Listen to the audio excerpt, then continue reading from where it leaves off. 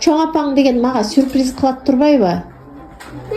İyi, oşan götürüşüp gel. İyi, götürüşüp gel. Ne eken al? Ya bunun ucundan tut kaldıramıyorum. Hadi yürü. Anneye sürpriz yapalım. Yürü. Oo. Sürpriz anne de. Sürpriz. Sürpriz. Aç bakalım bir.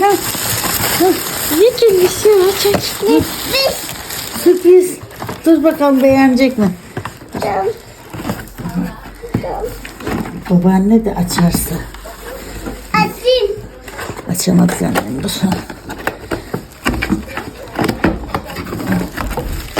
Sürpriz. Oo. Teli de var. Teşekkür ederim anne. Böyle kapaklı. Ablaya da mı aynısını aldın? Aynısından, aynısından. Aynı renk değil mi? Aynı renk, başka rengi yok. Bunu bak bu şekilde yapıyorsun anne.